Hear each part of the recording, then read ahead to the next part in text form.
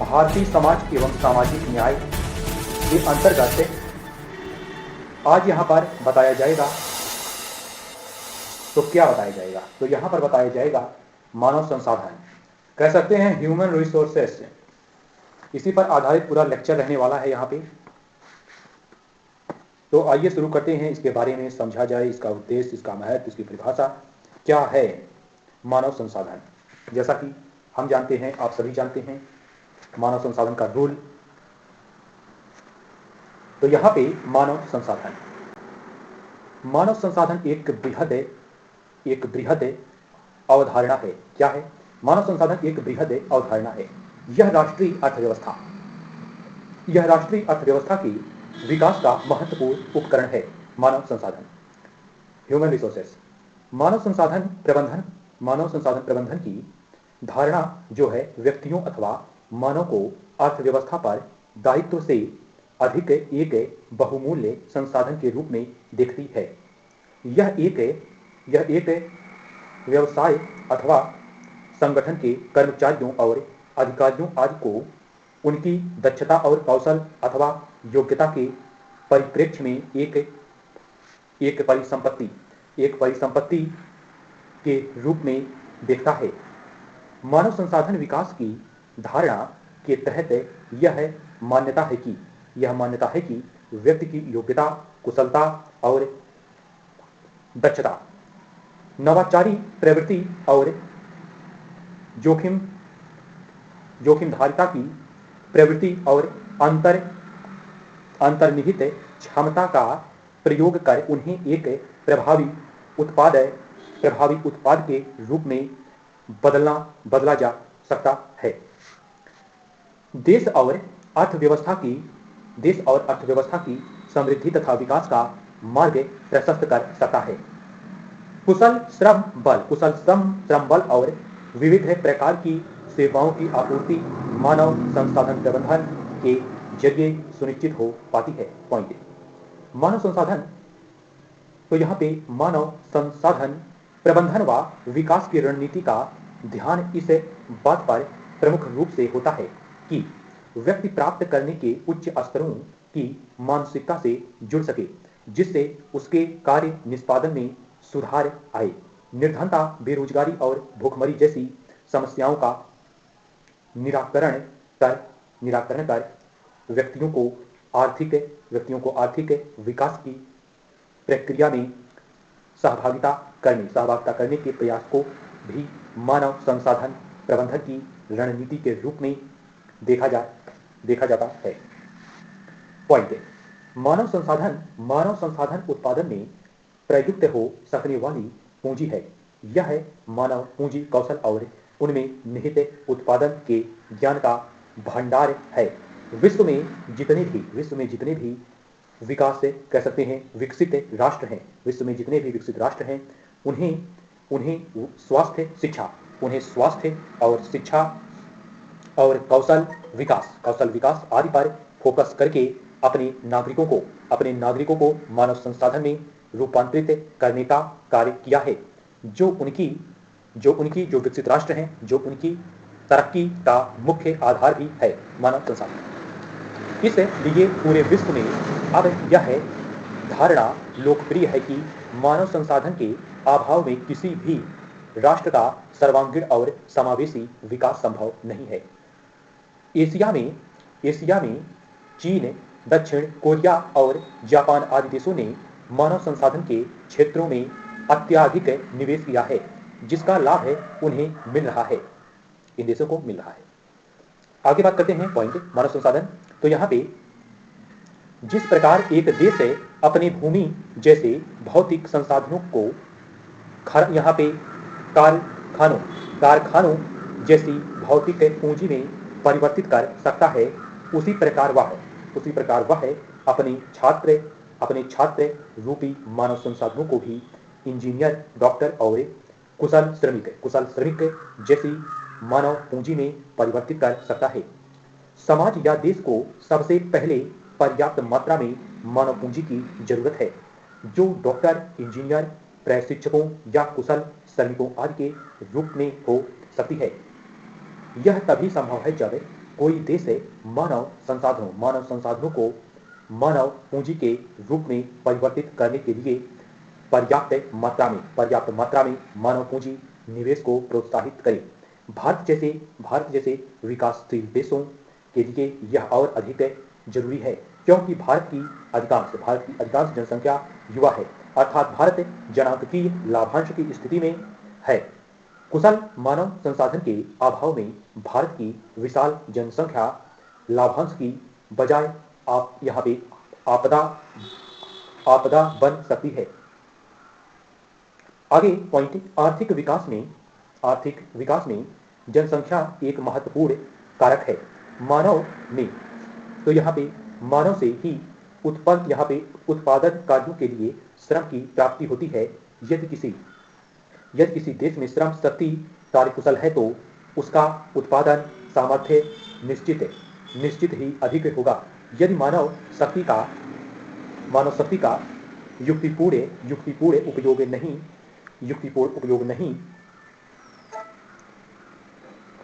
नहीं किया जाता तो यहाँ पे सभी व्यक्तियों को उत्पादक कार्यों में नहीं लगाया जाता, या फिर मानव संसाधनों का प्रबंधन अकुशलता और अनुपयुक्त तरीके से किया जाता है, तो वही लोग जो आर्थिक और सामाजिक विकास में महत्वपूर्ण योगदान दे सकते थे।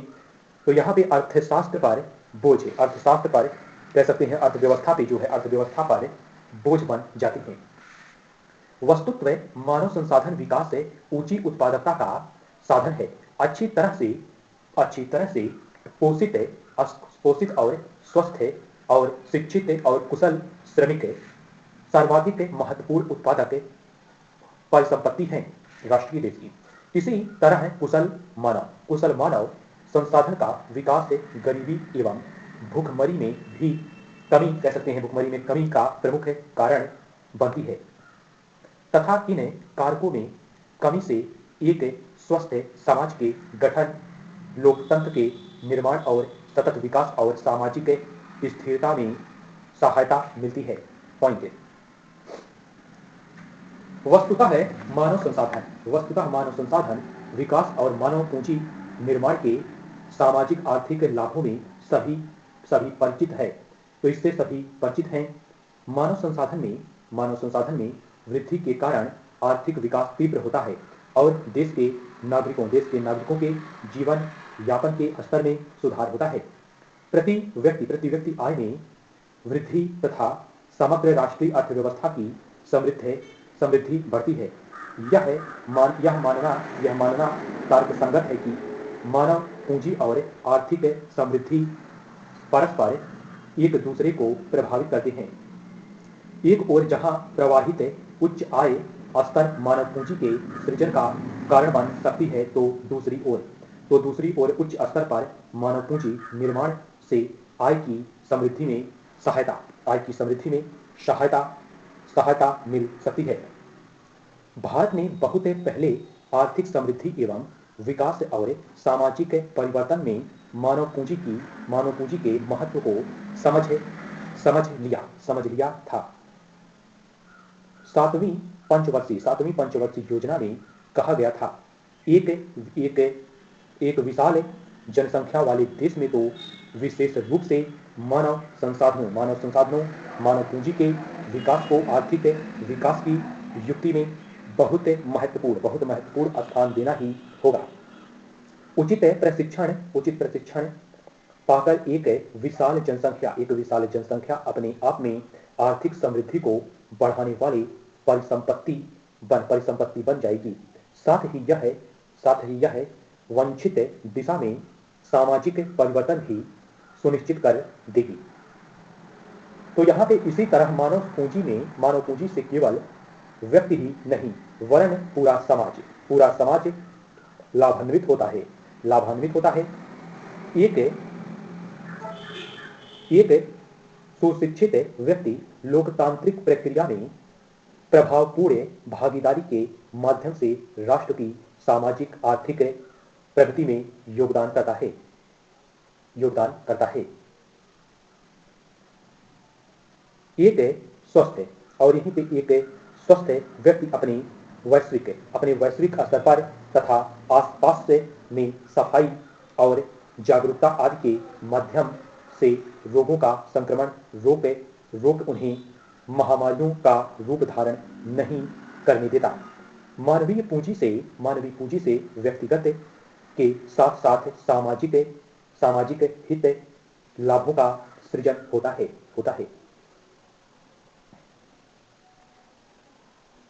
तो यहाँ पे बताया जा रहा है, तो ये रहा मानव संसाधन, ह्यूमन रिसोर्सेस।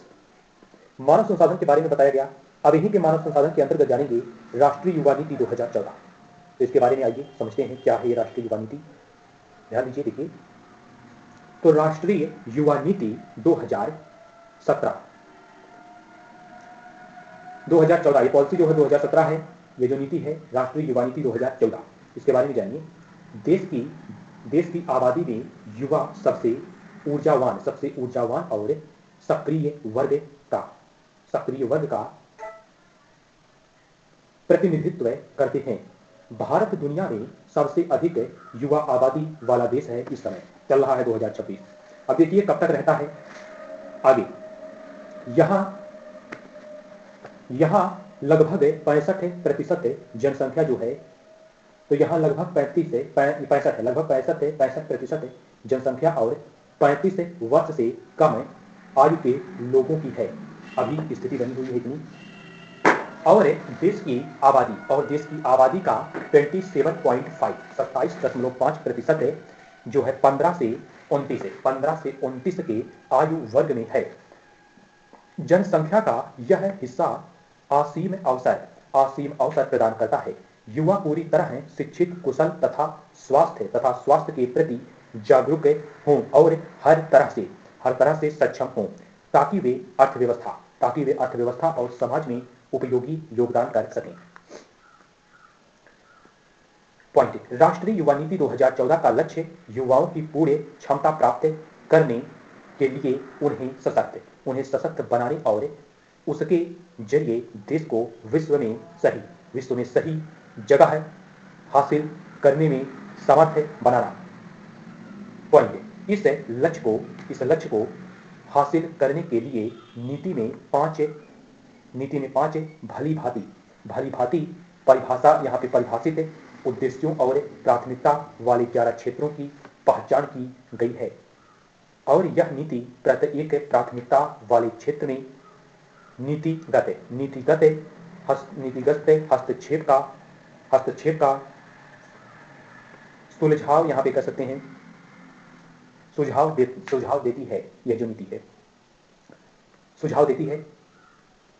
पॉइंट है, आगे बात करते हैं तो इस नीति में प्राथमिक क्षेत्र में शिक्षा, कौशल विकास और रोजगार, उद्यमिता, स्वास्थ्य एवं स्वस्थ जीवन शैली लेकर, तो यहाँ पे खेल है और सामाजिक मूल्यों का संवर्धन, सामुदायिक सहभागिता और राजनीति कह सकते हैं, एवं शासन में भागीदारी और युवाओं को संलग्न करना और समावेशन और सामाजिक न्याय शामिल है इस नीति में। परिभाषित इसे किया गया है। पॉइंट, आगे पॉइंट है, यही नीति 15 से 29 वर्ष के आयु वर्ग के सभी युवाओं की जरूरतें पूरी करेगी। इस नीति में 15 से 29 वर्ष के व्यक्तियों को युवा के रूप में परिभाषित किया गया है। तो किस नीति में परिभाषित किया गया है युवा को? तो 15 से 29 वर्ष के युवा को परिभाषित किया गया है, तो 2014 की नीति में। तो यहाँ पे बताया गया, तो ये रहा राष्ट्रीय युवा नीति 2014। अब इन्हीं पर जानिएगा मानव संसाधन के अंतर्गत ही नवाचार। तो मानव संसाधन के नवाचार के बारे में जानिए।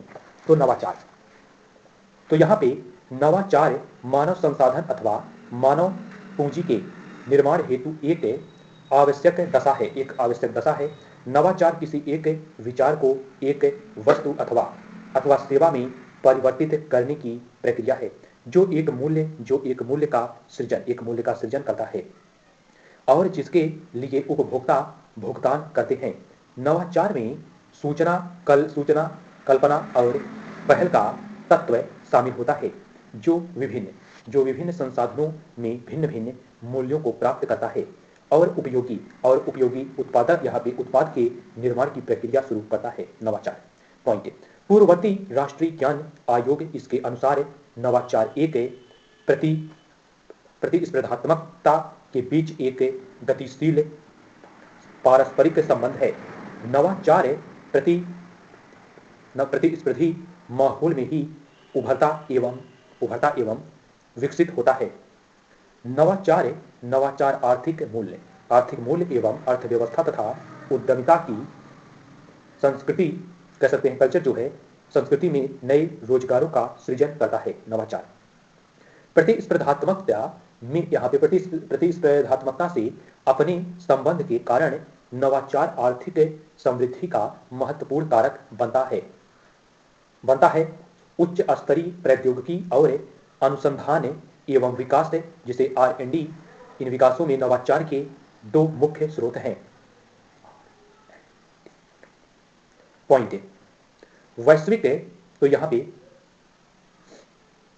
वैश्विक और उदारीकरण और निजीकरण की प्रवृत्तियों के विकास के साथ वैश्विक प्रतिस्पर्धात्मकता को बढ़ावा मिला है। विश्व बैंक की एक रिपोर्ट में स्पष्ट किया गया है कि नवाचार वैश्विक स्तर पर संवर्धित उत्पादकता व प्रतिस्पर्धात्मकता का महत्वपूर्ण उत्प्रेरक है।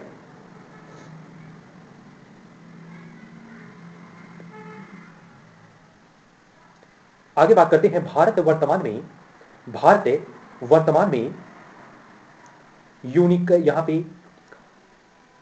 यूनिकॉर्न है, जिसे एस स्टार्टअप्स जिनकी बाजार पूंजी या कहें वैल्यूएशन $100 करोड़ से अधिक होती है। तो यहाँ पे भारत वर्तमान में यूनिकॉर्न की संख्या के दृष्टिकोण से विश्व का तीसरा सबसे बड़ा देश है और यहाँ पे नीति आयोग ने उद्यमिता तथा स्टार्टअप के वातावरण को प्रोत्साहित करने के लिए अटल नवाचार मिशन शुरू किया है भारत में। पॉइंट, यह जो नीति है, इस नीति तो यहाँ पे नीति आयोग की रिपोर्ट है स्ट्रैटेजी फॉर न्यू इंडिया, जिसे A75 में तकनीकी एवं नवाचार विषय पर निम्नलिखित बाधाओं और सुझावों को रेखांकित किया गया है। तो नीति आयोग की रिपोर्ट के तहत तो यहाँ पे बाधाएं हैं। तो जैसे देखिए, तो इसमें बाधाएं जो हैं, पॉइंट, विश्व यहाँ पे कह सकते हैं विकास से, तो बाधाओं में जो है विकास एवं शोध क्षेत्र में काम व्यय, विशेष रूप से निजी क्षेत्र द्वारा भारत में नवाचार के लिए बड़ी चुनौतियां हैं। पॉइंट, 2004 से 2005 से और 2014 से 2015 के बीच जहां भारत का शोध एवं विकास व्यय 3 गुना हुआ, इसका आकार जीडीपी के प्रतिशत के रूप में 0.7% पर ही रहा, जो चीन के 2% है। चीन के 2% कह सकते हैं 2015 तथा 2% जो है 2% तथा ब्राजील के 1.2% की तुलना में अत्यंत कम है। तो यहाँ पे चीन जो है 2% 2015 में रहा और ये जो ब्राजील है 1.2% 2014 में रहा। आगे इजराइल जैसे देश शोध एवं विकास पर अपनी जीडीपी का 4.3% खर्च करता है। तो ये हो गया यहाँ पे। अब आगे बात करते हैं पॉइंट, तकनीकी रूप से उन्नत देशों में निजी क्षेत्रों द्वारा शोध एवं विकास पर निवेश जो है 65% से 75% तक है, जो भारत में केवल 30% के करीब है। पॉइंट, शोध उच्च शिक्षा एवं उद्योग के बीच की कड़ी कमजोर एवं अपरिपक्व है। पॉइंट, हमारी शिक्षा प्रणाली में शुरुआती उम्र में वैज्ञानिक मनोवृत्ति के विकास पर पर्याप्त धन नहीं दिया जाता। पॉइंट, प्रसिद्ध है, यहाँ पे कह सकते हैं, नई स्टार्टअप एवं नवाचार तकनीकों को सरकारी खरीद द्वारा मिलने वाला सहयोग प्राप्त नहीं है। पॉइंट, प्रसिद्ध है, सार्वजनिक निवेश की संस्थाओं तथा देश के प्रसिद्ध है विश्वविद्यालयों द्वारा विकसित महत्वपूर्ण तकनीकों के उद्योग और सामाजिक लाभ के लिए हस्तांतरण की दर अत्यंत कम है। तो ये रहा इसका बाधा। तो इस नीति में इसका एक बाधा है, बाधाओं को बताया गया। अब यहीं पे जाननी आगे की राह।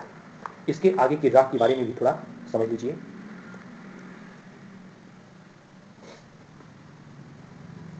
तो यहाँ पे नवाचार जो चल रहा है भारत में, नवाचार, मानव संसाधन के अंतर्गत नवाचार के बारे में बात हो रही है।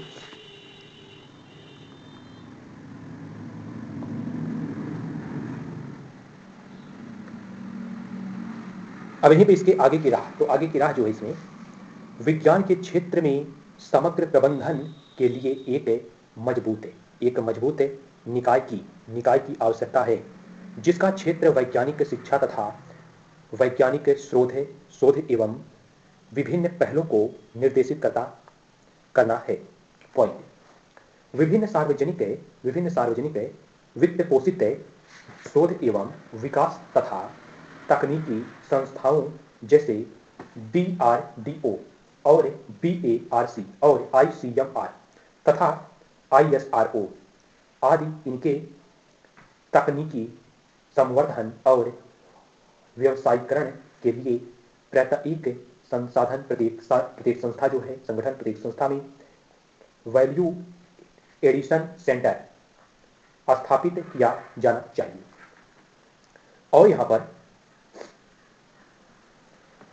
नवाचारों को बढ़ावा देने के लिए जिला स्तर पर प्रत्येक जिलों में लाभ है ₹2 करोड़ के व्यापकगत नहीं होने वाले जिला नवाचार कोष का निर्माण किया जाना चाहिए, जो बुनियादी नवाचारों को प्रोत्साहित करे। पॉइंट, यहाँ पे सामान्य विज्ञान के उभरते क्षेत्रों जैसे नैनो तकनीक और यहाँ पे स्टेम सेल रिसर्च, खगोल विज्ञान और नई पीढ़ी जीनोमिक्स तथा दवाओं की खोज आदि क्षेत्रों में शोध एवं विकास को बढ़ावा देने के लिए विदेशी सहयोगिताओं और यहाँ पे विजिटिंग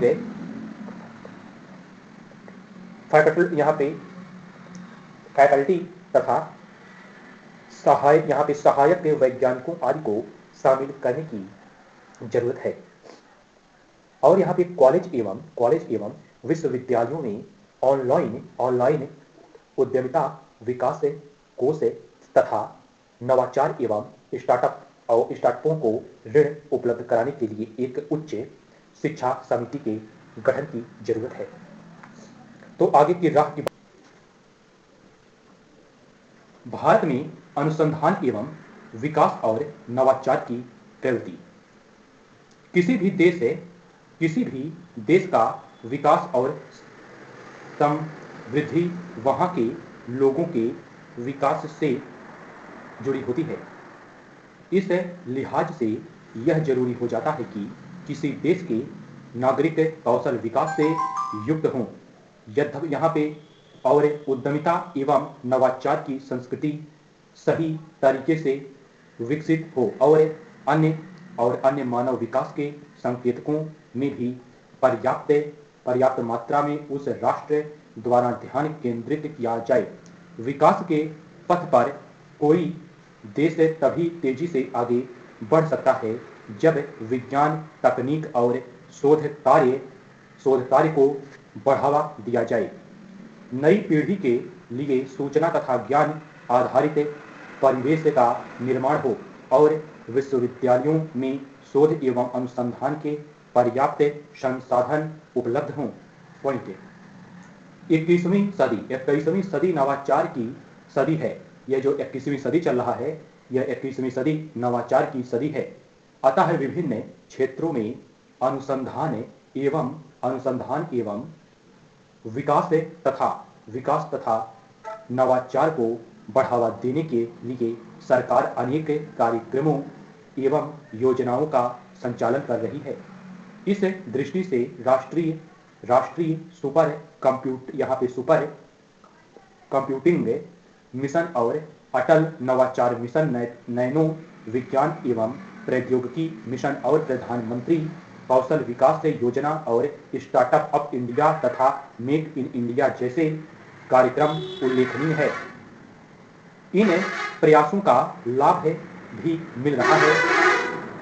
ग्लोबल इनोवेशन इंडेक्स में भारत की रैंकिंग में सुधार हुआ है और 2021 के ग्लोबल इनोवेशन इंडेक्स में भारत का स्थान 46वां कह सकते हैं 46वां रहा और यहाँ पे वैश्विक अनुसंधान एवं विकास में भारत का व्यय बढ़ रहा है और भारत एक वैश्विक अनुसंधान एवं विकास हब के रूप में तेजी से उभर रहा है। हालांकि सरकार इस क्षेत्र में बेहतर प्रयास कर रही है, परंतु फिर भी इस दिशा में और अधिक प्रयास करने की जरूरत है, क्योंकि वैश्वीकरण, उदारीकरण एवं वैज्ञानिक तकनीकी युवा में अनुसंधान एवं विकास और नवाचार पर जो राष्ट्रीय व्यय नहीं करेगा अथवा नीतिगत कार्यक्रमों को संचालित नहीं करेगा तो वह देश पिछड़ जाएगा। और यहाँ पे शोध कार्यों में भागीदारी को बढ़ावा देने के लिए विज्ञान एवं तकनीक के क्षेत्र में बेहतर राष्ट्रीय सुविधाओं के निर्माण की जरूरत है। भारत में अनुसंधान एवं विकास के बुनियादी ढांचे के निर्माण के लिए विज्ञान एवं तकनीकी संबंधी प्रोजेक्ट में विभिन्न क्षेत्रों से निवेश भागीदारी को बढ़ाना और अनुसंधान एवं विकास गतिविधियों को बढ़ाने के लिए विज्ञान और प्रौद्योगिकी संसाधनों में उचित संस्थागत ढांचे और उपयुक्त इंफ्रास्ट्रक्चर का विकास और यहाँ पे वांछित परियोजनाएं और पर्याप्त निवेश को आकर्षित करने जैसे प्रयासों की भी आवश्यकता है। साथ ही प्रतिभाशील छात्रों के लिए आकर्षक विज्ञान शोध और नवाचार में करियर बनाने के अवसर प्रदान करने और प्रोत्साहन की जरूरत है। भारत के प्रत्येक नागरिक का यह मूल कर्तव्य भी है कि वह वैज्ञानिक दृष्टिकोण और मानववाद और ज्ञान अर्जन तथा सुधार की भावना का विकास करे। भारत के प्रत्येक नागरिक का कर्तव्य है। तो यहाँ पर बात हुआ इस पर, तो नवाचार के तहत भारत में अनुसंधान एवं विकास और नवाचार की प्रवृत्ति। अब यहीं पे जानेंगे हम कौशल विकास के बारे में। तो थोड़ा बहुत यहाँ पे समझा जाएगा कौशल विकास के बारे में। तो जानिए क्या है कौशल विकास। तो यहाँ पर कौशल विकास भारत की विशाल युवा जनसंख्या और नागरिकों को कौशल विकास से युक्त किए बिना उन्हें कुशल मानव संसाधन और मानव पूंजी में रूपांतरित नहीं किया जा सकता है और न ही कौशल विकास के अभाव में युवा शक्ति राष्ट्रीय समृद्धि एवं विकास और सामाजिक परिवर्तन में पूर्णता से संलग्न हो सकती है। दरअसल जनांकीय लाभांश की अवधारणा कौशल विकास के अभाव में सैद्धांतिक ही बनी रहेगी और मेक इन इंडिया और मेक फॉर वर्ल्ड और आत्मनिर्भर भारत जैसे कार्यक्रमों का उचित लाभ नहीं मिल सकेगा। इसलिए भारत या किसी भी राष्ट्र को अपने नागरिकों को स्किल से युक्त करना बहुत जरूरी हो जाता है। वैश्वीकरण, उदारीकरण और पूंजीवादी युवा, यहाँ पे कह सकते हैं युग, वैश्वीकरण, उदारीकरण और पूंजीवादी युग में नागरिकों को गुणवत्तापूर्ण रोजगार और श्रम बाजार में उनके परिश्रम का उचित मूल्य तभी मिल सकता है जब वे कौशल श्रम या कौशल विकास से लैस होंगे। साथ ही वैश्वीकरण से सृजित अवसरों का समुचित दोहन करने के लिए भी उच्च कौशल क्षमता का होना किसी नागरिक के लिए आवश्यक हो जाता है। वस्तुतः है कौशल आधुनिक अर्थव्यवस्थाओं के विकास की पूंजी है और यह कौशल परीक्षण ही है जो युवाओं को श्रमिक बाजार में प्रवेश करने के लिए तैयार करता है और उनकी रोजगार तथा व्यक्तिगत क्षमताओं का उन्मूलन करता है। इसलिए भारत की नीति निर्माण प्रक्रिया तथा मानव संसाधन विकास की रणनीति में कौशल विकास महत्वपूर्ण प्राथमिकता में होना चाहिए। तो यहाँ पे कौशल विकास, तो स्किल डेवलपमेंट है कौशल विकास। तो यहाँ पर अभी पे जानिए थोड़ा भारत में कौशल विकास और उद्यमिता व कहीं नवाचार पर महत्वपूर्ण सरकारी योजनाएं और कार्यक्रम क्या हैं, तो इसके बारे में समझते हैं। यहाँ पे देखिए, वर्ष यहाँ पे भारत में कौशल विकास से उद्यमिता व नवाचारी प्रवृत्ति को प्रोत्साहन मानव संसाधन विकास तथा मानव पूंजी की रणनीति का अभिन्न हिस्सा कह सकते हैं, अभिन्न हिस्सा है। इस संदर्भ में महत्वपूर्ण कार्यक्रम निम्नवत हैं, जैसे वर्ष 2014 में कौशल विकास की तात्कालिकता एवं सभी संबंधित पक्षों की आकांक्षा को ध्यान में रखते हुए कौशल विकास और उद्यमिता मंत्रालय का गठन किया गया 2014 में। मंत्रालय का उद्देश्य बड़े पैमाने पर द्रुत गति और ऊंचे मानकों से युक्त ऐसे कौशल का विकास करना है जिसमें उसके अपने कौशल भारत के संकल्प की पूर्ति हो सके। तो ये 2014 के अंतर्गत शामिल है। आगे पॉइंट, राष्ट्रीय कौशल विकास और उद्यमिता नीति 2015 का उद्देश्य जो है मांग और आपूर्ति को जोड़ना, कह सकते हैं मांग और आपूर्ति को जोड़ना और वर्तमान कौशल विकास का उन्नयन करना और यहाँ पे उद्योग संबद्धता को बढ़ावा देना, प्रौद्योगिकी का लाभ उठाना और गुणवत्ता यहाँ पे आश्वासन के फ्रेमवर्क को बनाए रखना और चिन्हित मुद्दों के समाधान के लिए यहाँ पे प्रशिक्षित कह सकते हैं प्रशिक्षिता को बढ़ावा देना शामिल है। अनेक लक्ष्य इसमें शामिल है, 2015 के तहत बताया गया। अब यहीं पे पॉइंट है आगे, प्रधानमंत्री कौशल विकास योजना की शुरुआत वर्ष 2015 में की गई। यह युवाओं को कौशल प्रशिक्षण देने के लिए संचालित मुख्य योजना है।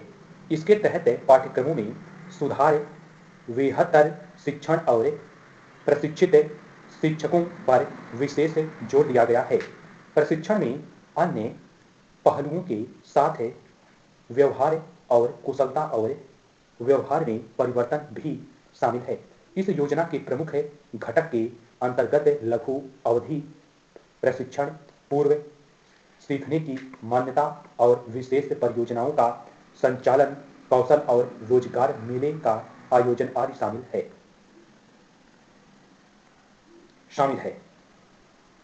तो कौशल भारत कुशल भारत इस योजना का लक्ष्य भी है, जो कार्यक्रम है कह सकते हैं इसे कौशल भारत कुशल भारत। तो यहाँ पे हो गया प्रधानमंत्री कौशल विकास योजना जो शुरू किया गया 2015 में। अब यहीं पे आगे जानिए पॉइंट, प्रधानमंत्री कौशल केंद्र 2015 का उद्देश्य जो है एस्पिरेशनल मॉडल ट्रेनिंग सेंटर या कहीं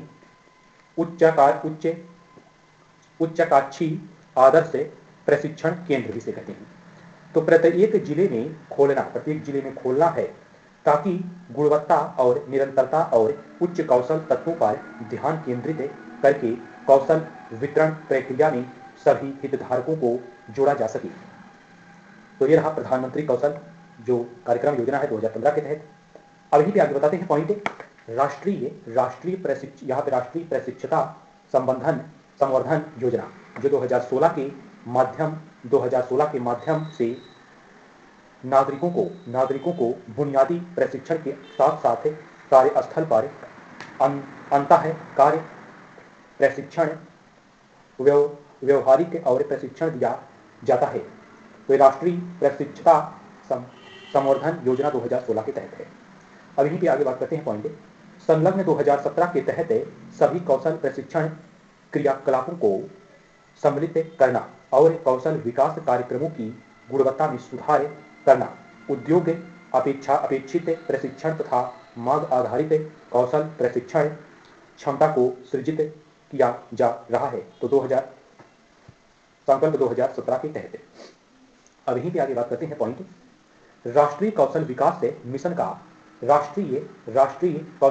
मिशन का उद्देश्य एक उच्च धारिता प्राप्त निर्णायक ढांचे के तहत विभिन्न क्षेत्रों के बीच समन्वय स्थापित करना और अंतर क्षेत्रीय निर्णय लेने की प्रक्रिया को तेज करना है और इसमें शामिल है। तो राष्ट्रीय कौशल विकास मिशन के तहत। और यहीं पे बात करें आगे पॉइंट, स्टार्टअप इंडिया 2016 भारत सरकार की एक अग्रणी पहल है।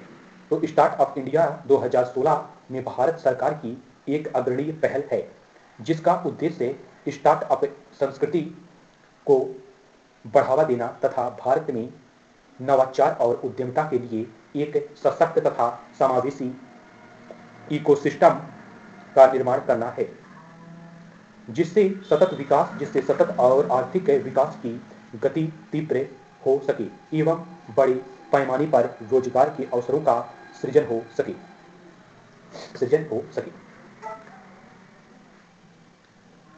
पॉइंट, अल्पसंख्यक वर्ग के युवाओं के लिए शिक्षा और कौशल विकास से संबंधी नई मंजिल योजना संचालित की जा रही है। कौन सी योजना? नई मंजिल, जो अल्पसंख्यक वर्ग हैं, युवा, उनके लिए है। आगे पॉइंट, मेक इन इंडिया कार्यक्रम की शुरुआत वर्ष 2014 में भारत के विनिर्माण क्षेत्र को बढ़ावा देने एवं भारत को वैश्विक विनिर्माण केंद्र के रूप में स्थापित करने के लिए की गई। इसका लक्ष्य घरेलू मूल्य संवर्धन और विनिर्माण क्षेत्र में तकनीकी ज्ञान में वृद्धि करना, भारतीय विनिर्माण क्षेत्र की वैश्विक प्रतिस्पर्धा में वृद्धि करना और ग्रामीण प्रवासियों तथा शहरी गरीब लोगों में समग्र विकास के लिए समुचित कौशल का निर्माण करना आदि शामिल रहा है। तो ये हो गया मेक इन इंडिया कार्यक्रम। तो यहाँ पे अब जान लीजिए क्या है उस्ताद योजना। इस योजना के बारे में थोड़ा जान लीजिए। तो यह उस्ताद योजना अल्पसंख्यक समुदाय के लोगों में पारंपरिक कला और समुदाय से संबंधित हस्तशिल्प को बढ़ावा देने के लिए कौशल विकास के उन्नयन, क्षमता निर्माण तथा प्रशिक्षण संबंधी योजना है। तो ये हो गया उस्ताद योजना। तो ये सभी योजना जो शामिल हैं तो यहाँ पर बताया, तो ये रहा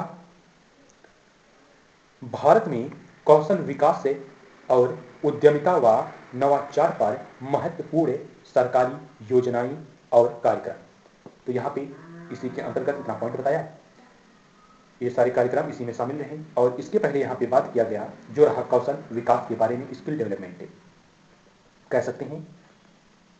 नवाचार के बारे में इससे पहले बताया गया। नवाचार का उद्देश्य और भारत में अनुसंधान एवं विकास से और नवाचार की प्रवृत्ति क्या है, इसके बारे में बताया गया। नवाचार का लक्ष्य बताया गया, कौशल विकास के बारे में बताया गया यहाँ पर, और यहाँ पर बताया गया राष्ट्रीय युवा नीति 2014 के बारे में बताया गया। राष्ट्रीय युवा नीति 2014 के बारे में यहाँ पे अध्ययन किया गया है।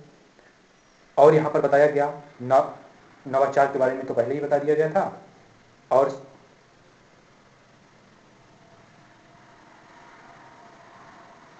तो यहाँ पर मानव संसाधन के अंतर्गत ह्यूमन डेवलपमेंट कह सकते हैं, ह्यूमन रिसोर्सेस से। तो यहाँ पे मानव